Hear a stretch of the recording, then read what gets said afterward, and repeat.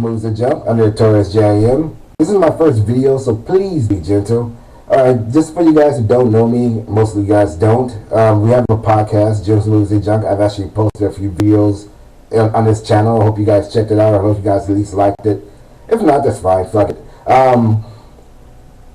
We actually took a break for a little while for you guys who actually listen to us, who actually download us through iTunes or whatever. And we haven't been able to put up any new episodes. The reason why, one reason, I fucking moved. So that makes it a little difficult because we're still getting stuff moved and situated. So we're still doing that. So that's one of the reasons why I haven't been able to put up new episodes. The second reason is because of the move, I haven't been able to see any new movies. So it's hard to review fucking movies if I had a chance to see it yet. So we're still working on that. We're still getting that down. We're still making it happen.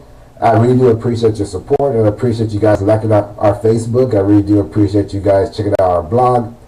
And definitely, thanks for listening. But I do have a few things I do want to talk about. A couple of shows I actually checked out. I haven't really been able to get fully into them yet because I haven't had time to settle down, but I've actually enjoyed a few of them. I just want to touch on them real quick. One of them is Revolution. Now, I saw the first episode of the second season of Revolution. I liked it a lot. I thought it was pretty cool, but it seemed, I don't know, it just seemed kind of off for some reason. So I checked out the first season because I've heard so many things about it. It's a love-hate relationship with fans for Revolution. I've heard people say they don't like it, and it's just absolute garbage bullshit. I've heard people say they love it, that it's so realistic. I have no idea why they think that, but whatever. So I checked out the first season, and I wasn't impressed. The first few episodes seemed like it's some Twilight,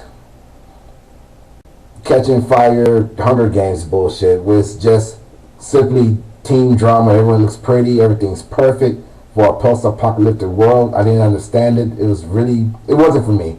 And I stuck with it because I wondered, it was curiosity. I wondered, for the first episode, which I think totally blew, and it was totally predictable, how the fuck did it reach from that to the second episode of the second season?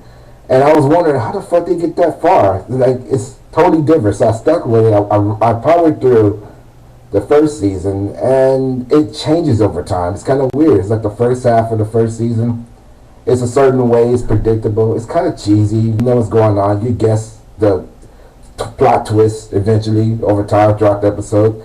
And the second half of the first season, see, like they got more mature. They started doing more mature stuff. There's more blood. There's more killing. They focus more on the adults more than they do on the kids. It's pretty interesting. I actually got into it over time. You have to grow into it. But by the time I reached the second season, I realized this fucking show has an identity crisis. It has no idea what it wants to do. It has no idea what it wants to be. It feels like the second season completely rebooted the first season, which is for better or worse, but we'll have to wait and see. But I'm sticking with it because I'm interested in it. I hear so many good things about it, and from what I've seen, it has the potential to be a really good show. I'm just not sure exactly why I'm sticking with it so far, besides seeing what happens eventually.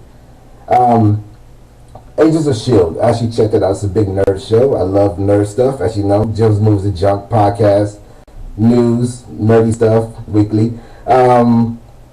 It's Joss Whedon, basically. He's going to do good. The show's going to do good. He has great chemistry with his actors and all, so it's not going to suck. But so far from what I've seen, it's been pretty basic, and the whole drive for me is seeing exactly what happened to Agent Coulson, seeing exactly how he came back from the dead, and how they're going to work that into a storyline. So far, I don't give a shit about the entire arching story, if there is an arching story.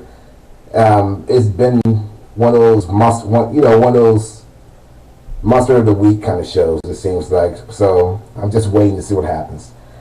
The Walking Dead came back, so that's a pretty cool thing. The first episode was more setup than anything else, but I did enjoy it, and I hope they do something more with Tyrese eventually. He's a big part of the comic book. I think he's part of one of the best parts of the comic book. And they're doing a spin-off, so that's pretty cool. So I hope maybe they take Daryl and put Daryl as a leader of his own group eventually, with the new characters going to do, and give Tyrese more of a bigger role in the show. So we'll have to see exactly what they do with the show. But the first episode is pretty decent. A lot of setup for why here's going to be a fucking killer second episode. So I'm looking forward to that.